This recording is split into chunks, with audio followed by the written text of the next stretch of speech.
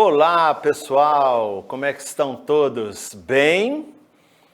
Entrando de novo na rotina. Como é que é? Muita coisa mudou, né? Eu tenho uma coisa para dizer para vocês. Muita coisa ainda vai mudar, ainda mais. Mas é bom, é assim que é a vida, né? A gente tem que ir se adaptando a essas mudanças, promovendo essas mudanças, porque elas são sempre para melhor. Não há nenhuma situação que, mesmo que a gente olhe de uma outra maneira, nada é colocado para fazer com que a gente se diminua, se perca, assim, é só mesmo o nosso olhar que consegue ver ali a luzinha no final do túnel. Bom, eu vou contar uma história para vocês, não é uma luzinha no final do túnel, mas é uma situação que eu vivi uma vez dentro do avião. Não é aquela tipo do Chico Xavier que ele pediu, o avião começou a balançar e ele começou a gritar, não é nada disso não. O avião ainda estava no solo, né? Então eu estava indo para uma Bienal, alguma coisa dessas aí, para o Rio, para São Paulo, enfim, não me lembro mais. E aí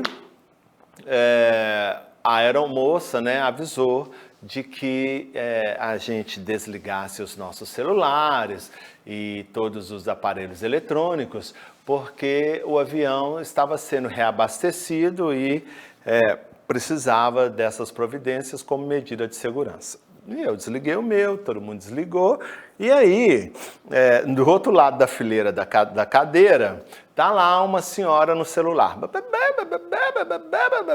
E eu fui, muito que educadamente, né, pensei, ela não ouviu, eu vou dar um toque nela, sou uma pessoa gentil, educada, cheguei perto dela, assim, minha senhora, não sei se a senhora ouviu, mas a aeromoça pediu que nós desligássemos os nossos celulares, porque o avião está abastecendo, enfim. Ela parou assim, olhou para mim assim, com aquele olhar assim, e falou assim, o que você tem com isso? E eu falei assim, não estou entendendo. Ela falou para mim, o que eu tenho com isso? Eu falei, o que a senhora falou? Ela falou assim, o que você tem com isso? Aí eu respirei fundo assim, sabe? Falei, ó... Eu falei com ela, minha senhora, é o seguinte, se estivesse somente a senhora aqui dentro desse avião, eu não teria absolutamente nada com isso. Mas como estou... Aí eu levantei um pouquinho a voz, que eu queria assim, chamar a atenção das outras pessoas, porque eu queria que as outras pessoas linchassem ela, o que não aconteceu. Mas é como estou eu aqui dentro desse avião, e essas pessoas todas com objetivos diversos, é da nossa conta sim, porque a senhora está colocando as nossas vidas em risco. Aí ela virou para mim e falou assim, mas é você que vai fazer eu desligar o celular? Eu falei, não serei eu que vou fazer a senhora desligar esse celular. Será aquela pessoa ali. E apertei a campainha, tling, lá em cima. E aí veio a aeromoça. Assim, essa senhora, você pediu que a gente desligasse os nossos celulares e ela está aqui nesse momento frágil. Aí eu valorizei o fato, né, gente? Que eu queria mesmo que ela fosse linchada, mas não aconteceu. E ela não desliga. E aí a aeromoça, então, com toda a delicadeza e autoridade, que senão ela ia descer do avião, pediu a ela que ela desligasse e ela desligou. Eu voei daqui de BH para onde, eu não me lembro mais, para São Paulo, assim, me desviando dos dardos mentais dela. Porque a cada olhar que ela me dava, ela me fuzilava de raiva, né, de ódio.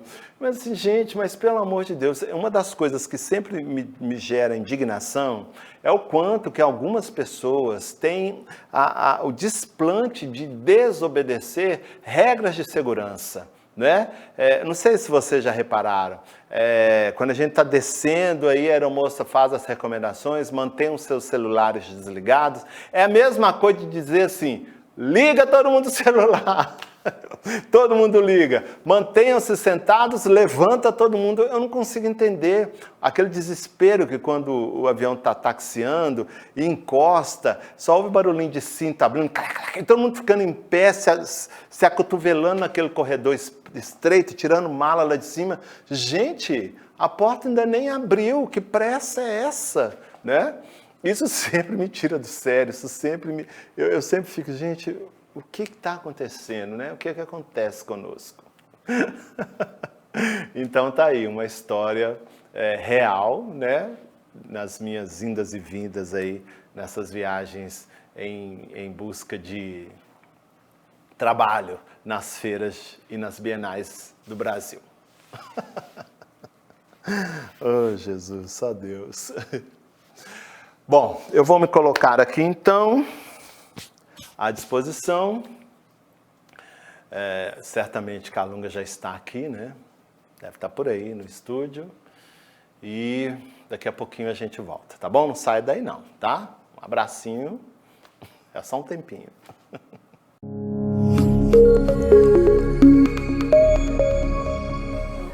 Graças a Deus. Graças a Deus, que Jesus nos abençoe. Graças a Deus. É uma alegria estar com vocês mais uma vez nesse trabalho em que as dimensões da vida se unem para apresentar caminhos, propostas que possam dar melhor qualidade de vida, ampliar ainda as nossas condições de trabalho, de entendimento de tudo isso que está à nossa volta e certamente termos maiores possibilidades de acertos e, por consequência, de vitórias. Que Jesus nos abençoe, graças a Deus. Graças a Deus, Calunga. Hoje vamos fazer a pergunta de Charles Michalak.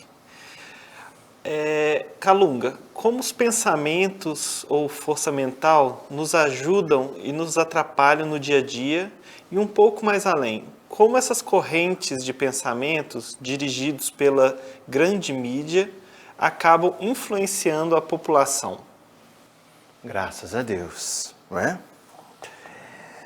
Essa pergunta, ela é muito simples de ser respondida, porque ela tem elemento-chave que todos nós, dependendo dos nossos interesses, tem condições de diagnosticar, não é?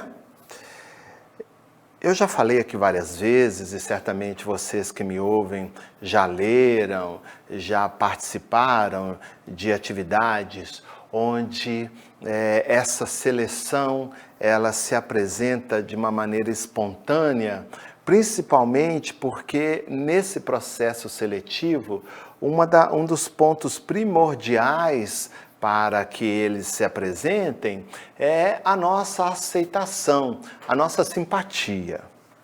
Nós todos, vocês que estão aí na dimensão física, nós, os chamados mortos, espíritos desencarnados, sem exceção, nós vivemos mergulhados num manancial infinito, transmutante, abundante, poderosíssimo, não é? Um manancial de energias oriundas de emoções e pensamentos. E elas se misturam, elas se buscam, elas se associam, elas se desassociam, elas se multiplicam, elas se desfazem em função especificamente da afinidade e frequência.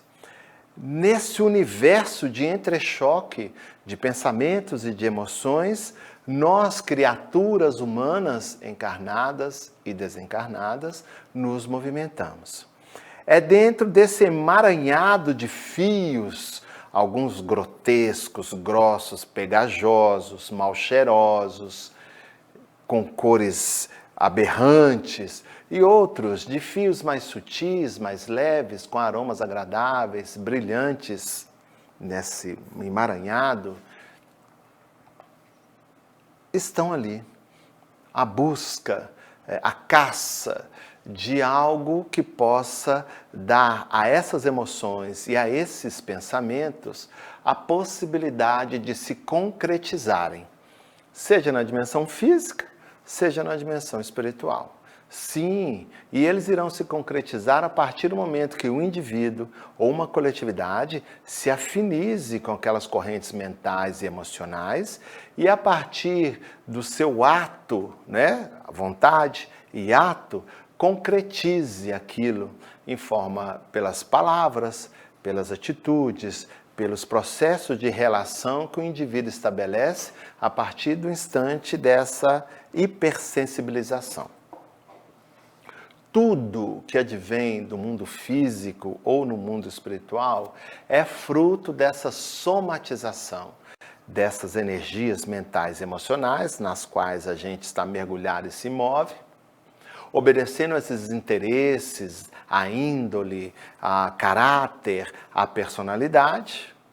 Tudo que está aí fora é fruto dessas modificações energéticas, mentais e emocionais. Qualquer ação que se promova, por menor que seja, e que passa pelas nossas concepções humanas, já sofrem modificações e alterações. Essas modificações e alterações vão ser positivas ou negativas.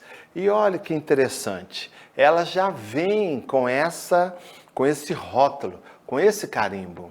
Não há como qualquer um de nós, por vontade, por maior força de vontade que tenha, desvirtuar uma emoção e um sentimento positivo, dando a ele características inferiores. O mal nunca vence o bem, a luz nunca, a escuridão nunca obscurece a luz, não é? Mas o inverso é verdade. Nós podemos pegar emanações que não são nada positivas, que não são nada boas, e transmutá-las em recursos positivistas, principalmente entendendo que esse manancial de recursos passará por nós, passará por nossa história emocional, por nosso arcabouço psíquico e energético. E a nossa força de vontade, ela é imperiosa. Haja vista que já foi nos dito que nós somos deuses capazes de transmutar o que desejarmos a partir do momento em que a gente tiver fé e entendimento de como isso se dá. E aí ele pergunta, como é que eu posso identificar essas energias, dando a elas concepções que eu posso aceitá-las ou dando a elas um direcionamento adverso porque não fazem parte do meu critério de vida, da minha proposta de vida, do meu foco de realização e dos meus ideais?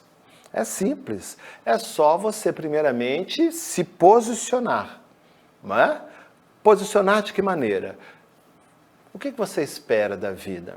O que te faz sair da cama todos os dias em busca dos seus sonhos, dos seus valores, dos seus interesses? O que te faz sair? É uma motivação positiva, altruísta, boa, mediana, dentro das características que permeiam a nossa humanidade? Ou são injunções, ou são impulsos menores, inferiores, mesquinhos, pequenos, tacanhas? Marcão, mas eu não sou capaz, eu falaria, por exemplo, o Marcão não seria capaz, eu falaria, por exemplo, utilizando os recursos da mediunidade dele, se nós estivéssemos conversando. Marcão não seria capaz de fazer uma determinada coisa. Marcão não teria a condição de ter uma atitude como essa. Quem disse que não? Pelo simples fato dele estar servindo de ponte, servindo de um intermediário para uma voz advinda do além, isso dá a ele um atestado de superioridade moral, a ponto dele, dentro desse diálogo que a gente está estabelecendo, levantar da cama imbuído dos melhores e mais sublimes sentimentos? É claro que não. E aí a gente pode colocar um monte de outras coisas, como por exemplo, o fato de você deter um sobrenome importante, uma perfeição física inserido dentro dos contextos de beleza, uma inteligência exemplar, qualquer coisa nesse sentido que é tão valorizado no mundo de vocês, não outorga a quem quer que seja a sublimidade de pensamentos e de ações. Não é isso. Não é isso. O que faz com que a gente estabeleça essa diferenciação é justamente os nossos elementos que compõem, ou elementos não, como é que eu vou dizer para vocês? É o nosso arcabouço moral, né? É a nossa estrutura de ética, é aquilo que a gente objetiva alcançar. E o método, o caminho, os critérios com os quais qualquer um de nós vai se movimentar para alcançá-los. Esse é o cerne da questão. E é esse o elemento que vai fazer com que se aceite ou não determinadas induções magnéticas ou positivas, sejam elas, magnéticas, emocionais e espirituais, sejam elas positivas ou negativas. Nós somos a referência para a absorção e nós somos a referência para a distribuição de qualquer quanto de energia em níveis diferentes e com qualidades também diferenciadas. O fato é que a grande maioria de nós, e quando eu coloco dessa forma, eu quero que vocês percebam e entendam que, já que eu estou usando um elemento físico, um corpo físico, eu me coloco, eu Calunga também me coloco quando eu digo nós, né? Nós, a humanidade, na sua grande maioria, encarnada e desencarnada. Porque também, já disse em outros momentos e repito, o fato de eu não ter corpo físico, nesse momento, momentaneamente, não me dá a alcunha de espírito superior, metaforamente, não me coloca asas e auréolas por estar fora da dimensão física. Não é isso que faz a diferença, né? Não é o nível vibracional, dimensional que você se movimenta que te faz superior ou inferior, mas é o que você faz dentro dessas expressões dimensionais. Essa é a grande diferença. Então, o que acontece é que nós temos uma capacidade de nos auto-enganarmos, né? Ou tentar nos enganarmos, plagiando um comportamento visível e perceptível aos órgãos sensitivos humanos, a visão, a audição, o tato, exibindo um verniz social que está bem distante daquilo que na intimidade nós somos. Quando a gente se coloca nessa posição e se torna perceptível, principalmente para as pessoas que estão na superfície da vida, das relações, a gente automaticamente se torna um ponto de referência. E as pessoas, na grande maioria das vezes, não têm muita necessidade de aperceber quais são as nossas reais intenções e que tipo de energias a gente movimenta de maneira a atingir os nossos objetivos. Isso é muito comum no meio de vocês. No nosso meio, não, porque se aí vocês têm o corpo físico para criar essa couraça, aqui na dimensão extrafísica ele não existe. Então o que nós somos está estampado, né? Lançado à mesa. Não há como a gente maquiar as nossas intenções. Se a gente é bom, a gente é bom. Se a gente é ruim, a gente é ruim. Se a gente está no meio termo, as estruturas energéticas que são emanadas de nós estão nesse meio termo. Hoje, mais do que nunca, é essencial, é imprescindível que todos nós, as humanidades encarnadas, a humanidade encarnada e a humanidade desencarnada, comecemos a tomar uma atitude mais consciencial, porque saber disso a gente já sabe, né? Que tudo que está aí se movimentando de bom e de ruim tem origem nas nossas expectativas de vida, na maneira com que a gente lida com a vida, a maneira que a gente lida conosco e com as pessoas. Então a gente já sabe. Agora nós estamos no estágio, em função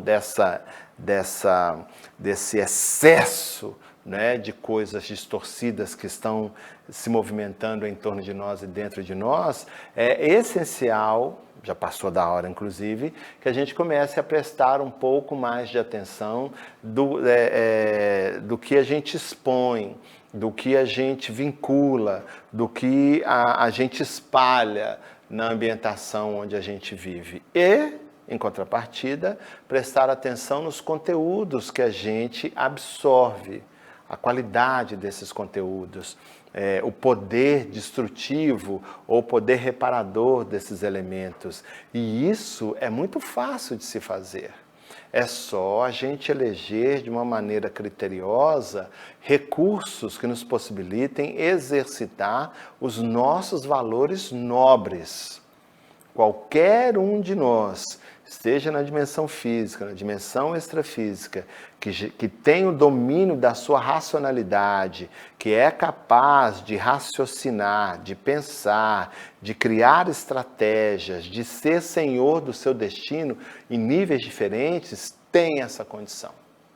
Para que isso aconteça, a gente tem que começar a romper essa egrégora, eu gosto muito dessa palavra, essa egrégora de mesmice, de coisa parada, de falta de vontade, de desinteresse, de uma necessidade doentia de ficar terceirizando todas essas questões que nos visitam e que nos infelicitam. Se você é feliz, mérito seu. Se você é infeliz, adivinha de quem é a culpa? Não é do presidente, não é porque fizeram macumba, não é dos espíritos, não é da sua esposa, do seu esposo. A culpa é sua. É você que não está sabendo, sabe-se lá por que cargas d'água, gerenciar a sua vida, gestar a sua vida, equacionar de uma maneira verdadeira, sincera, as questões que dizem respeito diretamente. E eu digo mais. Se você não tem esse interesse com relação ao que você está movimentando, do seu ponto de vista energético, e como isso repercute sobre a sua condição de vida, me diz quem terá. Deus? Eu, Calunga? Não posso fazer nada, né? Seu pai, sua mãe, sua esposa, o vizinho, o político, não pode, ele não tem essa condição, ele está ocupado com as questões dele, né? Então, acorda, presta pouco atenção, essa pergunta é muito boa, né? O mundo está enxofalhado, sobrecarregado dessas energias que não são boas, advindas de todos os setores da vida humana encarnada e da vida humana desencarnada. E nós todos, eu me incluo dentro dessa situação, estamos tentando, ao nosso jeito, à nossa maneira, achar o melhor caminho. O melhor caminho é o caminho onde você se posiciona dentro dos seus valores mais bem alicerçados. Perfeição? Esquece. Marcos já disse isso aqui várias vezes. Nós nem entendemos o que seja esse aspecto de perfeição. Mas o melhor possível, nós todos temos condições para dar. E não pensem vocês que nesse aspecto a dimensão espiritual está livre, ou omissa, ou resguardada. Não, nós espíritos desencarnados, muito mais do que vocês, temos maior responsabilidade em aurir e mover essas energias. Sabe por quê? Porque nós estamos num quanto energético representado na circunferência do nosso corpo, pela palavra perispírito, mergulhados em essência, na essência. Nós vivemos num mundo plástico, não é? Em que, para vocês aí erguerem uma parede, vocês precisam de fazer tijolos, fazer cimento, moldurar esses tijolos, colá-los com cimento. A plasticidade do mundo de vocês, nessa metáfora que eu estou fazendo, tem essas características. No meu mundo, a plasticidade se dá numa coesão mental a ponto de aglutinar fluidos e dar a ele um formato de tijolo. aglutinar fluidos pela vontade da mente e fazer com que ele tenha uma substância semelhante ao cimento que vocês fabricam e dar a ele uma estrutura de uma parede. O quiçá com relação a pensamentos e a emoções. Entenderam? Então, é importante que vocês tomem consciência disso. Há, sim, toda a condição de vocês poderem entender, metabolizar, se distanciar dessas energias ruins, pesadas, grotescas. Olha, veja bem, não é se verem livres desse ataque, porque para vocês se verem livres desse ataque, nós também, nós teríamos que sair do planeta Terra e ir para um planeta onde essas situações de inferioridade moral, psicológica e comportamental não existisse mais. Então esquece. O tempo inteiro há esse bombardeio que vem em nossa direção e que às vezes são criados por nós, inclusive. Mas existe a possibilidade de se criar uma blindagem, primeiro reconhecendo o que é bom e o que não é, fazendo essa separação do joio e do trigo, e a partir da nossa postura determinada, coesa, contínua, permanente, prazerosa, porque também não pode ser uma carga pesada dos nossos ombros, a gente vai se desvencilhando delas e criando uma estrutura energética que se incompatibilize com essas energias ruins que vêm em nossa direção. E automaticamente a gente vai trilhando os seus caminhos, selecionando a nossa própria estrutura mental e emocional e lançando nesse ambiente tóxico elementos mais sublimes e mais sutis. Ou seja, a proposta de renovação, de mudança, a revolução que tanto se espera, tanto no planeta Terra, fisicamente ou na dimensão extrafísica, está aqui, ó, nas nossas mãos e na nossa mente. É arregaçar as mangas e ir em direção a nós mesmos, nos descobrindo naquilo que a gente tem de melhor e revertendo essa situação a partir da nossa ação. Graças a Deus, que Jesus nos abençoe, graças a Deus.